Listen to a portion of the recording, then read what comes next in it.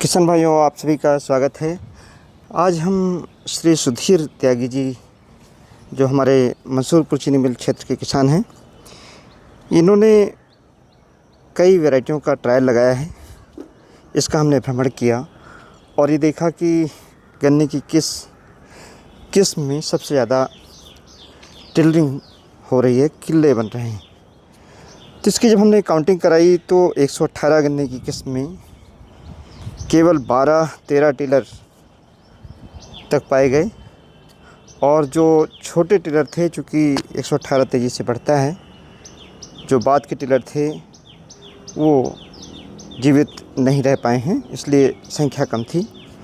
लेकिन वहीं पर जब हमने 13,235 की टिलरिंग की काउंटिंग की तो 1 मीटर की गुल की लंबाई में 18-20 टिलर और कहीं कहीं 25 टिलर तक पाए गए। और एक वैरायटी और है 17,231, जिसमें 30-30 टिलर तक, यानी सबसे ज़्यादा जो टिलरिंग है वह कोसा 17,231 जो शाहजहाँपुर की वैरायटी है उसमें निकल रहे हैं। लेकिन गन्ना पतला है। गन्ने की उपज में सबसे ज़्यादा महत्व पौधों की संख्या का होता है, साथ में मोटाई और लंबाई का भी होता है। लेकिन अगर पौधों की संख्या कम हो जाए तो लंबाई मोटाई से भी गन्ने की उपज को पूरा हम नहीं कर पाते। ये यहाँ पर हमने 17,231 दिखाया है। इसकी हालांकि लंबाई थोड़ी कम है, लेकिन पौधे की संख्या लगभग 1.25 से 1.5 गुना ज़्यादा है 118 की तुलना में, और 13,235 से भी ज़्यादा है। एक और किस्म यहीं पर जो किसान भाई कभी लगा लेते हैं 11,015, उसके टिलर में देखा गया तो केवल 8 से 10 टिलर पाए गए। जबकि किसान भाई सोचते हैं कि ये वैरायटी स्वीकृत नहीं लेकिन अच्छी होगी। लेकिन मैं आपको बिल्कुल बताना चाहता हूँ कि ये वैरायटी जो 11,015 है बिल्कुल हमारी जो स्वीकृत वैरायटियाँ हैं उनसे बेहतर नहीं है। किसान भाइयों, ये वैरायटी आपने जो भी लगाई है, बारिश के सीज़न में अभी गन्ने की पैदावार को बनाए रखने के लिए, अच्छा गन्ना उत्पन्न हो, इसके लिए आवश्यक है कि पोटाश का स्प्रे करें।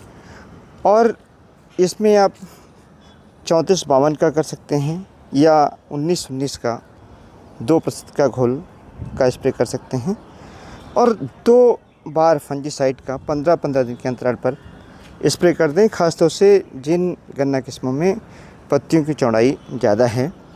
उसमें बेवेस्टीन आप प्रयोग कर सकते हैं 2 ग्राम प्रति लीटर की दर से, या थाइफनेट मिथाइल कर सकते हैं, या प्रोपेकोनाजोल कर सकते हैं, यानी कोई भी फंजीसाइड आप स्प्रे में प्रयोग कर सकते हैं। फंजीसाइड के साथ में यूरिया तो मिला सकते हैं, लेकिन पोटाश और फास्फोरस ना मिलाएं तो बेहतर रहेगा। और सीरा सागी अगर आपके पास है तो उसको प्रयोग कर सकते हैं, क्योंकि सीरा सागी से चाहे रूट स्टॉक बोरर हो, चाहे टॉप बोरर हो और चाहे अर्ली शूट बोरर हो, उसको काफ़ी हद तक नियंत्रित किया जा सकता है। जल निकासी की व्यवस्था खेत में ज़रूर रखें और ये सुनिश्चित करें कि मिट्टी चढ़ गई हो। अगर गन्ना आपका इस साइज़ का हो गया है, अगर मिट्टी नहीं चढ़ी तो मिट्टी चढ़ा दें। मिट्टी चढ़ाते समय 25 किलोग्राम प्रति एकड़ की दर से पोटाश डाल सकते हैं और 10 किलोग्राम DAP भी उसमें मिला सकते हैं। धन्यवाद। जय हिंद।